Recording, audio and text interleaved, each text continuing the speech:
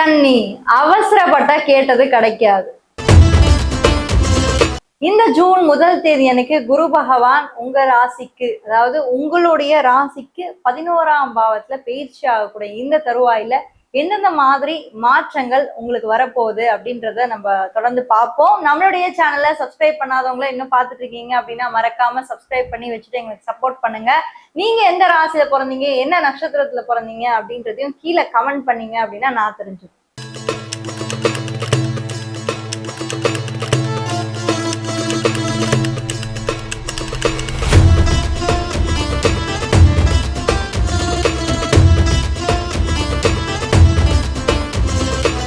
கன்னி காலச்சக்கரத்துடைய 6வது ஒரு ராசி. இந்த ராசியுடைய அதிபதி புதன். புதன் பொதுவாகவே நம்ம என்ன பார்த்திருக்கோம் இது வரைக்கும் ஜோதிடத்துல அப்படின்னு நம்ம பார்த்தோம்னா, புதன் பேச்சு, நளினம், நாட்டியம், கட்டுரை, இது எல்லாமே புதன் சார்ந்து வரக்கூடிய ஒரு விஷயம் தான். ஏன்னா சுக்கிரனை தான் நம்ம இயல் இசை நாடகத்துக்கு நம்ம சொல்லுவோம். ஆனா புதன் அப்படின்றது கலைக்கு அதிபதியா வராரு புதன். அந்த வகையில இந்த கன்னி அப்படின்றது மிகவும் நுணுக்கமான, புதனுடைய மிகவும் நுணுக்கமான ஒரு ராசியா நம்ம பார்க்கிறோம். அது காலச்சக்கரத்துடைய ஒரு 6வது ராசி. நோய், எதிரி, வம்பு, வழக்கு, கடன், இது அத்தனையுமே இருக்கக்கூடிய ஒரு ராசி. காம்படேட்டிவ்னஸ் சொல்லுவாங்க, அதாவது போட்டி, பொறாமை, இது எல்லாமே கன்னி புதனோட இருக்கும்.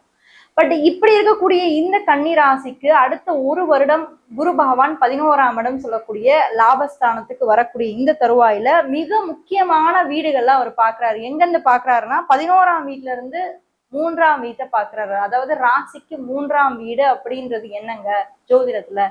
முயற்சி. முயற்சி அப்படின்ற ஒரு வீட்டை தன்னுடைய 5ஆம் பார்வையா பாக்குறாரு. அடுத்து 7ஆம் பார்வையா உங்களோட 5ஆம் வீட்டை பாக்குறாரு. தென் 9ஆம் பார்வையா உங்களோட 7ஆம் வீட்டை பாக்குறாரு. மிக முக்கியமாக 3 வீடுகளையுமே குரு பகவான் பாக்குறாரு. 3, 5, அடுத்து 7.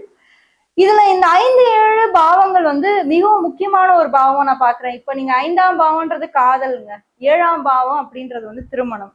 சனி பகவான் என்ன பண்ணிருக்காருன்னா, ராசிக்கு 7ஆம் வீட்டுல அமர்ந்து உங்களைத்தான் பாப்பேன்னு பாக்குறாரு. அதாவது சமசப்தமா ராசியை பார்த்துட்டு இருக்காரு. கோச்சார ரீதியா கன்னி ராசியை பார்த்துட்டு இருக்காரு. சோ இது மிக முக்கியமான ஒரு விஷயமா நம்ம பாக்குறோம். இந்த இடத்துல சனி பகவான் திக்பலம் அடைகிறார்.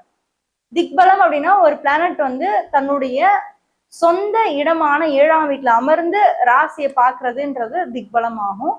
அது மட்டும் இல்லாம இந்த குரு பகவான் 11ஆம் வீட்டுல இருக்கக்கூடிய இந்த குரு பகவான் சனியையும் தொடர்பு கொள்றாரு தன்னுடைய 9ஆம் பார்வையின் மூலியமாக. சோ லேட் மேரேஜ் நடக்கிறதுக்கான வாய்ப்பு, அதாவது திருமண உறவுல, திருமண பந்தங்கள்ல இன்ட்ரெஸ்டே இல்லாம இருந்திருக்கும் இல்லையா நிறைய கன்னிராசியில பிறந்தவங்களுக்கு. இந்த காலகட்டத்துல அந்த திருமண உறவுல ஒரு கமிட்மெண்ட் ஏற்படும். ஏன்னா சனி நேரா உங்களை பார்த்துட்டு இருக்காரு. அப்போ சனினாலே அந்த இடத்துல கமிட்மெண்ட்டா, அந்த இடத்துல ரெஸ்பான்சிபிலிட்டி தான். இந்த குரு பயிற்சிக்கு அப்புறமா உங்களுக்கு அந்த கமிட்மெண்ட்டும் அந்த ரெஸ்பான்சிபிலிட்டியுமே உங்களுக்கு அதிகமா கூட தான் போகுது. இன்னொரு ஒரு முக்கியமான ஒரு விஷயம் என்னன்னா, 3ஆம் வீட்டையும் தொடர்பு கொள்றது தான் ஒரு முக்கியமான ஒரு விஷயம். ராசிக்கு 3ஆம் வீடு முயற்சி ஸ்தானம், உங்களுடைய செல்ஃப் எஃபர்ட்ஸ், இதை பத்தி சொல்றது, இளைய சகோதர ஸ்தானத்தை பத்தி சொல்றது. ஸோ உங்க இளைய சகோதரர்களாலே ஒரு பாசிட்டிவான லைஃப்ல சேஞ்சஸ் நீங்க பார்ப்பீங்க. என்ன ஒண்ணு, அவங்களுக்கும் உங்களுக்கும் கொஞ்சம் பிடிவாதம் இருக்கும், ஈகோ இஷ்யூஸ் இருக்கும், ஈகோ பேட்டில் இருக்கும். ஏன்னா குருவை பாக்குறது விருச்சக வீடு, செவ்வாயோட வீடு. அப்ப அந்த செவ்வாயினாலே அந்த கோபம், அந்த தாபம் எல்லாமே அந்த இடத்துல இருக்கும்.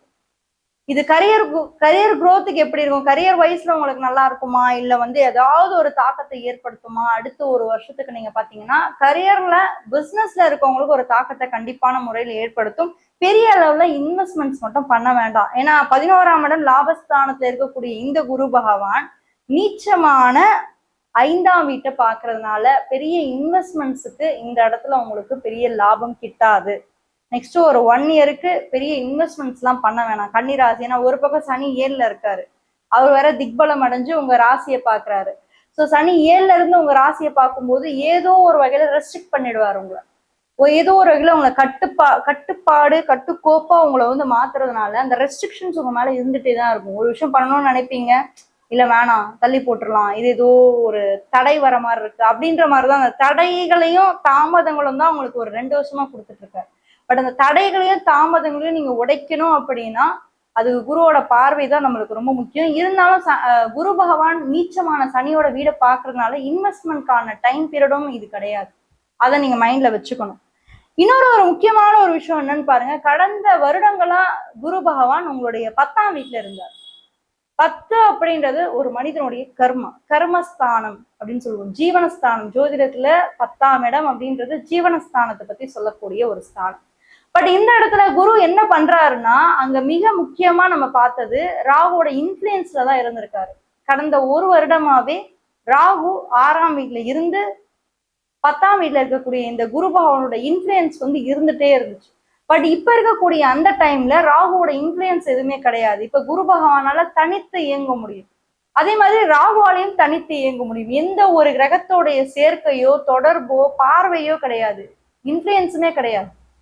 ஸோ தனித்தனியா இயங்கக்கூடிய ஒரு இடத்துல இருக்கு. இன்னொரு ஒரு முக்கியமான ஒரு விஷயம் பாருங்க, சனி பகவான் உத்திரட்டாதி, அவரோட சொந்த நட்சத்திரமான உத்திரட்டாதியில இருந்தாரு.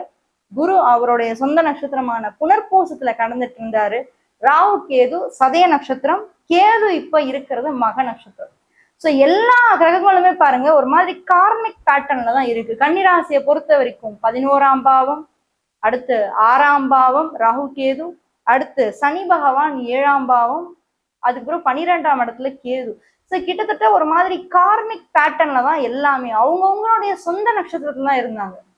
இது எத்தனை வருஷத்துக்கு வரும் கழிச்சு வரும்னா ஒரு 50 வருஷம் 60 வருஷம் வரும். திரும்பி இதே காம்பினேஷன் உங்களுக்கு ரிப்பீட் ஆகி வரணும் அப்படின்னா இட் டேக்ஸ் மெனி இயர்ஸ். ஒரு 60 வருஷம் கூட ஆகலாம். நம்மளால சொல்ல முடியாது கரெக்டா எந்த பாயிண்ட்ல இவங்க மீட்டப் ஆறாங்கன்னு.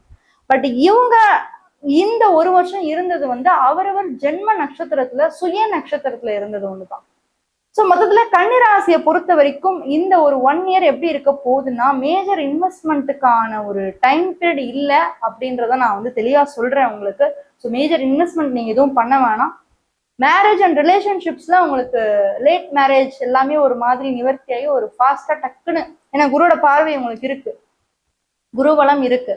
ஸோ ஃபாஸ்டா உங்களுக்கு மேரேஜ் நடக்கிறதுக்கான வாய்ப்புகளுமே உங்களுக்கு வந்து இந்த வரக்கூடிய வருடங்களை வந்து இருக்கு. சரி, எந்த மாதிரி கடவுளை நீங்க வழிபடலாம் கன்னிராசினா, மகாவிஷ்ணுவை நீங்க வழிபடலாங்க. மகாவிஷ்ணுவை வழிபடுறதுனால இல்ல திருப்பதி கூட போயிட்டு வாங்க வருஷத்துக்கு ஒரு வாட்டி, நிறைய பாசிட்டிவான விஷயங்கள் வந்து உங்க லைஃப்ல நடக்கும். ஸோ நீங்க பண்ண வேண்டிய ஒரே விஷயம் அமைதியை மட்டும் கடைப்பிடிங்க. அடுத்த ஒரு வருஷத்துக்கு கொஞ்சம் அமைதியை மட்டும் கடைப்பிடிச்சிங்கன்னா லைஃப் நல்லாவே இருக்கும். சிம்மராசி பத்தி தெரிஞ்சுங்கன்னா இந்த வீடியோல ஃபர்ஸ்ட் கமெண்ட்ல ஃபர்ஸ்ட் லிங்க்ல கொடுத்துருக்கேன், மறக்காம அதையும் போய் செக் பண்ணுங்க. யாராவது ஒரு ஃப்ரெண்டுக்கு இந்த வீடியோ ஷேர் பண்ணி ஹெல்ப் பண்ணணும்னு நினைச்சீங்கன்னா மறக்காம ஷேர் பண்ணி ஹெல்ப் பண்ணுங்க. உங்களுடைய ஒவ்வொரு ஆதரவையும் எங்களுக்கு கொடுத்துட்டே இருங்க, அதுதான் ரொம்பவே முக்கியம். இல்ல உங்களுக்கு பர்சனல் கன்சல்டேஷன்ஸ் வேணும், இல்ல இது சார்ந்து எனக்கு டவுட்டா இருக்கு மேடம் அப்படின்னு தெரிஞ்சுக்கணும்னு நினைச்சீங்கன்னா கீழே இருக்க வாட்ஸ்அப் நம்பர் மூலமா நீங்க என்ன தாராளமா அணுகலாம். தேங்க்யூ.